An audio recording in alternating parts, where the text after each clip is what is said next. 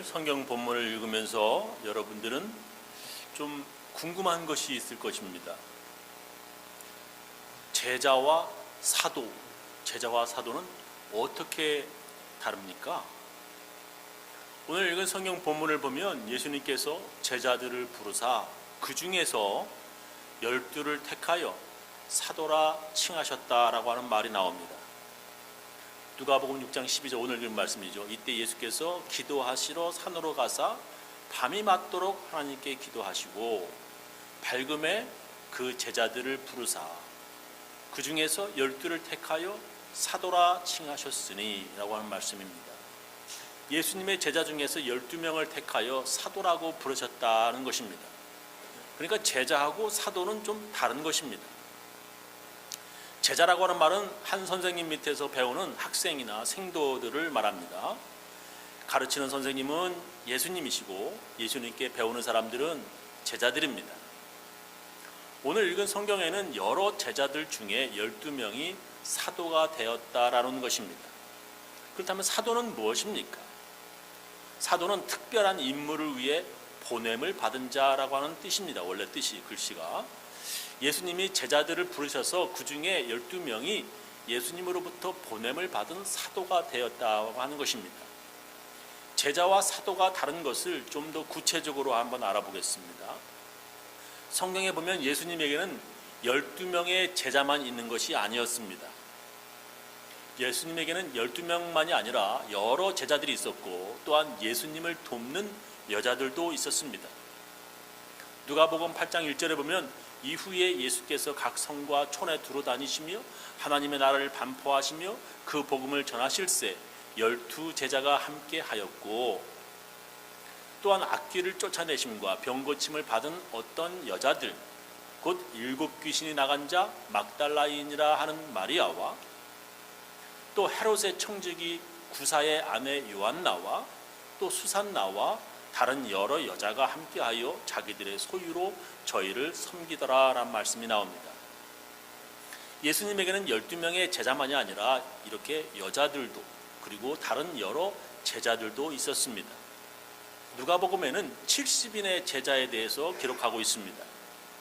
누가복음 10장 1절에 보면 이후에 주께서 달리 70인을 세우사 친히 가시려는 각동 각처로 둘씩 앞서 보내시며 이르시되 추수할 것은 많되 일꾼이 적으니 그러므로 추수하는 주인에게 청하여 추수할 일꾼들을 보내어 주소서 하라.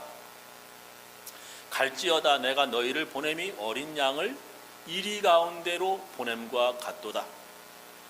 전대나 주머니나 신을 가지지 말며 길에서 아무에게도 문안하지 말며 어느 집에 들어가든지 먼저 말하되 이 집이 평안할지어다 하라. 이런 말씀이 나옵니다. 제자라고 하는 말은 12명만이 아니라 이렇게 70인의 제자들도 있었다고 성경은 기록하고 있습니다. 그리고 시간이 지나면서 사도행전에는 세례받은 교인들을 모두 제자라고 기록하고 있습니다. 사도행전 6장 1절에 보면 그때의 제자가 더 많아졌는데 교회에 세례받은 이런 교인들이 더 많아졌는데 헬라파 유대인들이 자기의 과부들이 그 매일 구제에 빠짐으로 히브리파 사람을 원망한데 12사도가 모든 제자를 불러 이르되 모든 세례받은 교인들을 불러 이르되 우리가 하나님의 말씀을 제쳐놓고 공궤 서로 이렇게 뭐 나눠주는 거 음식 나눠주는 이런 것이 일삼는 것이 마땅치 아니하다라고 하는 말씀이 나옵니다. 예루살렘 교회에 헬라파 교인들 이스라엘 밖에서 태어난 신자들하고 히브리파 교인들, 이스라엘 땅에서 태어난 교인들 이렇게 나누어져 있습니다. 각 교회들마다 나누어진 교회들이 많아요. 뭐 어떤 사람은 외국분하고 결혼한 사람들하고 또 한인 부부가 있고 또 어떤 교회는 또 학생들이 있고 뭐 이렇게 서로 나누어진 것처럼 예루살렘 교회는 헬라파 교인들하고 히브리파 교인들로 이렇게 나누어진 교회로 구성됐다라고 하는 것입니다. 예루살렘 교회에서는 세례받은 교인들을 모두 제자라고 불렀습니다. 그러나 사도라고 하는 말은 제자와 달리 아무에게나 사용되어진 말이 아니었습니다. 사도는 아무나 사도가 되는 게 아니었습니다. 여러 제자 중에 12명을 사도로 예수님께서 택하신 것입니다. 누가복음 6장 12절, 이때에 예수께서 기도하시러 산으로 가사 밤이 맞도록 하나님께 기도하시고, 오늘 읽은 말씀이죠. 밝음에 그 제자들을 부르사 그 중에서 12를 택하여 사도라 칭하셨다. 예수께서 저희와 함께 내려오사 평지에 서시니 그 제자의 허다한 무리, 제자들이 이렇게 막 한타는 거예요. 또 예수의 말씀도 듣고 병 고침을 얻으려고 유대 사방과 예루살렘과 및 두로와 시돈의 해안으로부터 온 많은 백성도 있었다. 많은 백성, 또 많은 제자들, 그 중에 12명을 뽑아서 사도로 칭하였다라고 하는 것입니다. 예수님의 제자가 큰 무리였는데 그 중에 12명을 사도로 택하셨다고 하는 것입니다. 오늘 읽은 성경 말씀을 보면 이렇게 예수님이 산에 가셔서 밤이 맞도록, 그리고 새벽 되도록 오버나잇 하셔가지고 밤새도록 하나님께 기도하시고 여러 제자들 중에 12명을 직접 사도로 뽑으셨습니다. 예수님께서 기도하시면서 많은 제자들 중에 아주 신중하게 12명을 고르시고 택하셔서 사도로 뽑으셨습니다. 12명 사도 중에는 예수님을 배반하고 죽은 가룟 유다도 있었습니다.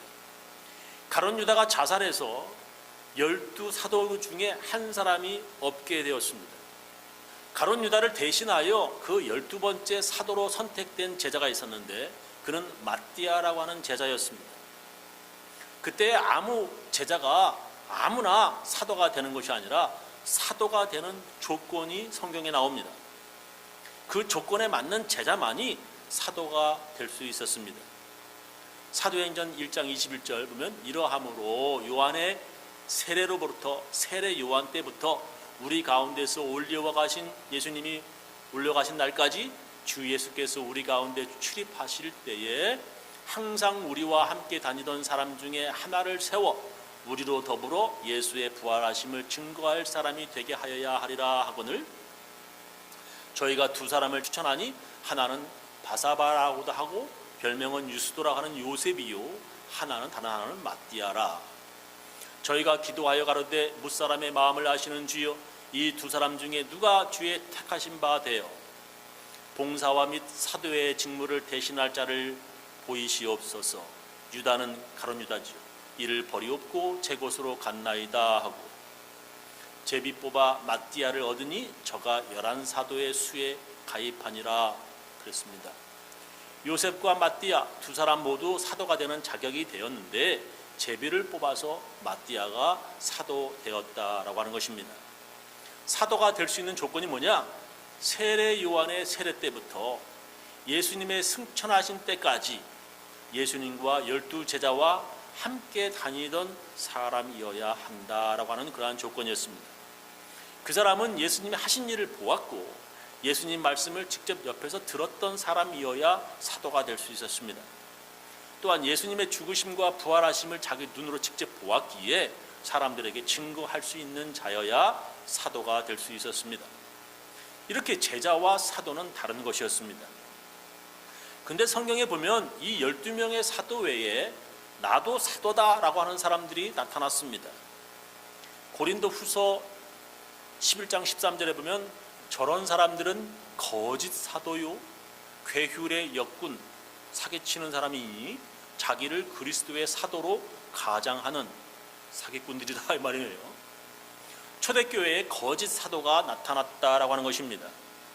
요한계시록 2장 2절에도 보면 내가 네 행위와 수고와 네 인내를 알고 또 악한 자들을 용납지 아니한 것과 자칭 사도라 하되 아닌 자들을 시험하여 그 거짓된 것을 네가 드러낸 것, 거짓 사도인 것을 들춰낸 것을 이렇게 말씀하시는 게 나와요. 이렇게 초대교회에는 자칭 사도라 칭하는 사람들이 있었다라고 하는 것을 성경에서 볼 수 있습니다.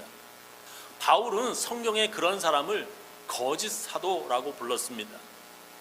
왜 그런 사람들은 자기들이 사도도 아닌데 사도라고 한 것입니까? 그 당시에 예수님을 전하다가 잡히면 감옥에 갇히거나 죽게 되고 고문당하게 되고 박해당하는데 왜 그들은 자기들이 사도라고 하면서 돌아다니는 겁니까? 그 이유는 사도라고 하면 교회에서 대접받기 때문이었습니다. 자기들이 예수님을 눈으로 직접 본 사람들이라고 예수님의 기적 행하시는 것을 보았다고 말하면 교인들이 와 하면서 부러운 눈과 존경의 눈으로 쳐다보았기 때문이었습니다. 자기가 베드로의 먼 조카 되는 사람이라고 하면서 자기의 눈으로 직접 본 예수님의 말투까지 흉내내면서 교회 안에서 간증하면 사람들이 존경스러운 눈으로 그의 말을 경청해 주었기 때문이었습니다. 그냥 자기도 다른 사람처럼 예수 믿는 제자라고 교인이라고 하면 아무 대접도 못 받는데 예수님의 동생이라고, 예수님의 이모라고 하면 많은 교인들이 존경하는 것을 그들이 알아챈 것입니다. 그래서 자기는 예수님의 동생 야곱의 추천사를 받은 사람이라고 소개하였고, 예수님의 제자 마태의 먼 친척되는 사람 또는 요한의 조카 사위라고 하면서 교인들에게 인정받으려고 했습니다. 그래서 초대교회는 유명한 사도의 추천서를 가지고 전도 여행 가는 사람들이 적지 않은 것을 성경에서 보게 됩니다. 고린도후서 3장 1절에 보면 우리가 다시 자천하기를 시작하겠느냐, 그러니까 내가 스스로 추천받아야 하느냐, 우리가 어찌 어떤 사람처럼 천거설을 너희에게 붙이거나 혹 너희에게 맞거나 할 필요가 있겠느냐라고 하는 말이 나옵니다. 사도 바울은 자기는 다른 사람들처럼 그런 사도들의 추천사가 필요 없는 사람이다라고 쓰고 기록하고 있습니다. 이렇게 사도에게 추천사를 받으면 그 사람도 교회에서 인정받을 정도로 사도라고 하는 것은 교회와 교인들에게 이렇게 인정받고 존경받는 직책이었습니다. 교회는 그런 사도들에게 사례금을 주었습니다. 예수님께서 제자들에게 이렇게 말씀하셨습니다. 마태복음 10장 9절, 너의 전대에 너의 지갑에 금이나 은이나 동이나 동전, 돈이지요, 가지지 말고 여행을 위하여 주머니나 두벌 옷이나 신발이나 지팡이를 가지지 말라. 이는 일꾼이 저 먹을 것 받는 것이 마땅함이니라. 예수님께서 제자들 사도들을 보내면서 돈 준비하지 마, 가면 다 교회에서 알아서 일꾼이 저 먹을 것 받는 것이 마땅함이니라. 예수님께서 이렇게 말씀하시면서 보내셨어요. 예수님께서는 사도들에게 돈을 가지고 다니지 말라, 여행을 위하여 두벌 옷이나 신이나 지팡이 가지지 말라 이렇게 말씀하셨습니다. 왜냐하면 일꾼이 저 먹을 것 교회에서 받는 것이 마땅함이니라 이렇게 말씀하셨습니다. 지금도 마찬가지지만 그 옛날의 사도들은 이 교회 저 교회에 돌아다니면서 예수님에 대한 이야기를 들려주며 교회에서 대접받고 또한 돈을 받았습니다. 여행비지요, 선교 여행비. 사도들이 밖에서 일하지 않아도 되도록 교회는 사도들에게 생활비를 주었습니다. 그래서 그 당시에 많은 사람들이 자기는 사도도 아닌데 내가 사도라 주장하는 것입니다. 거짓 사도들이 많았기에 교회는 이 사람이 진짜 사도인지 아닌지 가려내야 했습니다. 그래서 어떤 교인들은 바울한테도 바울은 사도가 아니야 라고까지 얘기했습니다. 사람들이 바울은 예수님과 함께 다닌 12 제자도 아니야, 예수님께서 뽑으신 12 사도의 이름도 들어가지 않은 사람이야 라고 그렇게 말했습니다. 그래서 바울이 이런 글을 남깁니다. 고린도전서 9장 1절, 내가 자유인이 아닙니까? 내가 사도가 아닙니까? 내가 우리 주 예수님을 보지 못했습니까? 내가 주님을 위해 일한 결실이 바로 여러분이 아닙니까?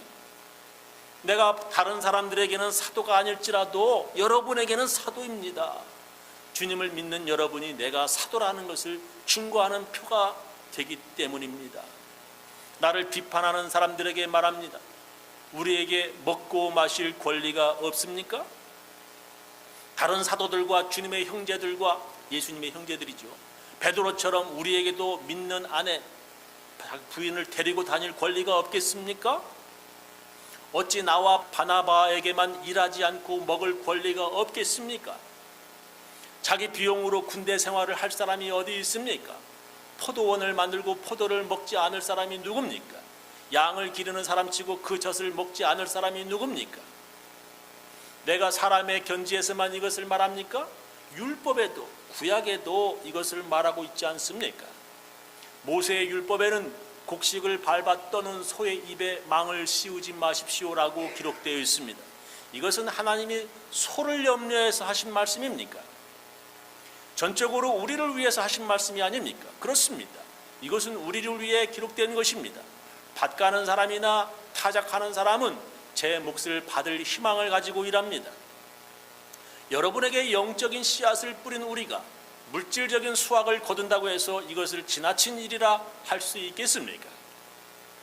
다른 사람들이 여러분에게 이런 권리를 가졌다면 우리에게는 더욱 큰 권리가 있지 않겠습니까? 그러나 우리는 이 권리를 쓰지 않았고 오히려 그리스도의 기쁜 소식을 전하는 일에 조금이라도 지장이 될까 봐 모든 것을 참아왔습니다. 성전에서 일하는 사람들은 거기서 나오는 것을 먹으며 제단에서 섬기는 사람들은 재물을 나누어 가진다고 하는 것을 모르십니까? 이와 같이 주님께서도 기쁜 소식을 전하는 사람들은 그 일을 통해 먹고 살 수 있도록 하셨습니다. 그러나 나는 이런 권리를 하나도 사용하지 않았습니다. 그리고 여러분이 나에게 그렇게 해달라는 뜻에서 내가 이 말을 하는 것이 아닙니다. 나는 죽는 한이 있더라도 내가 자랑으로 여기는 것을 아무도 헛되게 하지 못하게 할 것입니다 라고 하는 기록이 있습니다. 바울은 자기는 부활하신 예수님을 본 사람이라 이렇게 말합니다. 바울은 부활하신 예수님이 자기에게 나타나서 자기를 이방인들에게 예수님을 증거하는 사도로 예수님의 부르심을 직접 받았다라고 말합니다. 사도행전 9장 15절 주께서 가라사대 부활하신 예수님께서 자기가 나타나서 말씀하셔가지고 이 사람 바울은 내 이름을 이방인과 임금들과 이스라엘 자손들 앞에 전하기 위하여 택한 나의 그릇이라 사도로 택함 받았다라고 하는 것을 얘기하는 거죠. 바울은 예수님이 자기를 부르셔서 이방인에게 예수님을 전하기 위한 사도로 택하셨다 이렇게 말합니다. 못 믿겠다면 그 증거가 바로 당신들 고린도 교회를 개척하여 지금 말씀을 듣는 당신들이 바로 증거라고 말하고 있습니다. 예수님을 알지 못하던 고린도의 사람들에게 예수님을 알려준 자신이 바로 사도된 그 증거라고 말하는 것입니다. 부활하신 예수님이 자기에게 나타나셔서 직접 자기를 사도로 택하셨기 때문에 바울은 다른 사도들의 추천서가 필요 없다라고 말하고 있는 것입니다. 그래서 예수님이 말씀하신 대로 바울이 개척한 교회에서 사례금을 받는 것은 당연한 것이라고 성경에도 기록되어 있다라고 지금 말하고 있는 것입니다. 바울은 구약에 기록된 대로 성전의 일을 하는 이들은 성전에서 나는 것을 먹는다라고 말씀을 하고 있습니다. 고린도 교회에서 바울에게 개척교회 하다 보니까 바울에게 그런 사도의 문제로 시비 거는 사람들이 있었습니다. 개척교회 하다 보면 그런 사람들이 있어요. 사도의 문제로 시비 거는 사람들이 있었습니다. 고린도 후서 11장 7절 내가 여러분을 높이려고 나를 낮추어 하나님의 기쁜 소식을 값없이 돈 받지 않고 전한 것이 죄였단 말입니까? 내가 여러분을 위해 봉사할 때 다른 교회들이 내 생활비를 담당해 주었습니다. 말하자면 다른 교회의 원조로 여러분을 도운 셈입니다. 나는 여러분과 함께 있을 때 생활이 어려웠지만 아무에게도 신세를 지지 않았습니다. 그것은 마케도니아에서 온 형제들이 내가 필요로 하는 것을 채워주었기 때문입니다. 나는 모든 일이 여러분에게 짐이 되지 않았으며 앞으로도 그럴 것입니다. 고린도 교회가 당연히 바울의 생계를 책임져야 했음에도 불구하고 교회가 약해서 다른 교회, 마케도니아 그 교회의 도움으로 바울이 살았다라고 말하고 있는 것입니다. 교회가 어려워 다른 교회의 도움으로 살았더니 교인들이 말하기를 그것이 죄였다. 즉 뭐야? 바울은 사도가 아니라서 그런 거야. 그 사람은 받을 자격이 없어. 이렇게 지금 얘기하고 있다는 거예요. 이 개척교회에서 그렇게 돈도 안 받고 이랬더니 사람들이 그 사람은 사도가 아니라서 받을 자격이 없는 거야. 죄라고 하는 것을 지금 얘기한다고 하는 것입니다. 자기는 텐트 만드는 일을 하면서 교회에 돈을 받지 않고 주의 일을 했다라고 바울은 얘기하고 있습니다. 목숨 걸고 교회를 개척하며 예수님을 전한 자신을 고린도 교회에서 대접이나 받고 돈이나 타먹으려는 거짓 사도라 오해받는 것이 바울에게는 너무 싫었던 것입니다. 그런 교회에서 돈 받는 게 너무너무 싫은 거예요. 자신은 대접받으려고 사도된 거짓 사도가 아니라고 바울은 외치고 있습니다. 지금도 교회에 그런 사람들이 있습니다. 목사가 교회에서 돈 욕심 많다고 떠들어대고 하는 그런 사람들이 꼭 교회에 꼭 있습니다. 그런 사람들 보면 제대로 헌금도 안 하면서 그런 말 합니다. 아니 목사가 교회에서 제대로 된 월급이라도 받으면서 그런 말 들으면 그래도 좀 낫습니다. 어느 곳이든지 교회에서 제대로 된 월급도 받지 못하면서 묵묵히 일하는 목사들이 이 세상에 참 많습니다. 교회는 적어도 이 정도 월급은 목사에게 주어야 한다 하고 연회에서 지정한 최저 생계비라고 하는 게 있어요. 이 정도는 당연히 아무리 못 줘도 이 정도 줘야 돼. 그런 거 못 받는 목사들이 많습니다. 그럼에도 불구하고 많은 목사님들이 주님께서 맡겨주신 성전의 일을 기쁨과 감사로 일하고 있습니다. 교인들, 집사님들, 권사님들, 교회 임원들도 마찬가지입니다. 사람들에게 그런 대단한 대우 받으려고 집사된 것도 아니고요, 권사된 것이 아닌데도 어떤 교인들은 그런 분들을 대우도 안 해주면서 감투주한다고 함부로 비판을 합니다. 교회에서 대접받으려고 하는 것이 아니라 그런 것 없이 희생과 봉사로 하라고 하는 교인들도 참 많습니다. 교회에서 아무 대접 없어도 아무도 알아주지 않아도 좋습니다. 왜냐하면 예수님이 알아주시기 때문입니다. 예수님께서 부족하고 어리석은 우리들에게 그래도 믿어주고 교회에서 귀한 일을 맡겨주셨습니다. 우리는 주님께서 우리들에게 맡겨주신 교회에서의 그 사명을 잊지 말아야 합니다. 바울은 항상 교회에 편지 쓸 때마다 예수님께서 나를 사도로 택하셨다라고 기록을 합니다. 로마서 1장 1절, 로마서의 첫 장 1절 1절에 보면 예수 그리스도의 종 바울은 사도로 부르심을 받아 하나님의 복음을 위하여 택정 선택을 받았다라고 씁니다. 고린도전서 1장 1절 하나님의 뜻을 따라 그리스도의 예수의 사도로 부르심을 입은 바울과 및 형제 소수대되는, 갈라디아서 1장 1절 사람들에게서 난 것도 아니고 사람으로 말미암은 것도 아니요 오직 예수 그리스도와 및 죽은 자 가운데서 그리스도를 살리신 하나님 아버지로 말미암아 사도된 바울은 편지마다 꼭 그렇게 써요. 바울은 편지 쓸 때 자신의 사도임을 자랑하기 위해서가 아니라 주님께서 주신 사명을 잊지 않기 위해 사도라고 기록하고 있습니다. 바울은 예수님께서 별스럽지 않은 자신을 사도로 불러주심을 잊지 않으려고 애를 썼습니다. 고린도전서 15장 9절 우리가 잘 아는 말씀이죠. 나는 사도 중에 지극히 작은 자라. 내가 하나님의 교회를 핍박하였으므로 사도라 칭함을 받기에 감당치 못할 자로라. 그러나 나의 나된 것은 하나님의 은혜로 된 것이니 내게 주신 그의 은혜가 헛되지 아니하여 내가 모든 사도보다 더 많이 수고했으나 내가 아니요 오직 나와 함께 하신 하나님의 은혜로라. 주님의 은혜를 깨달은 바울은 예수님께서 맡겨주신 사명을 감당하기 위해 죽을 때까지 최선을 다했습니다. 예수님은 사도에게 주었던 그 임무를 우리들에게도 주셨습니다. 집사라 칭함을 받기에 감당치 못할 자이기에, 권사라 칭함을 받기에 너무 부족하기에, 또한 목사라 칭함을 받기에 너무 부끄러운 자이기에 내게 맡겨주신 하나님의 놀라운 은혜가 헛되지 않도록 최선을 다하는 것입니다. 제자면 제자답게, 집사면 집사답게, 권사면 권사답게, 목사면 목사답게 최선을 다해야 합니다. 저는 우리 교인들 모두 사도들처럼 예수님이 맡겨주신 일들에 최선을 다하는 일꾼들 다 되시기를 예수님의 이름으로 축원합니다. 기도하시겠습니다.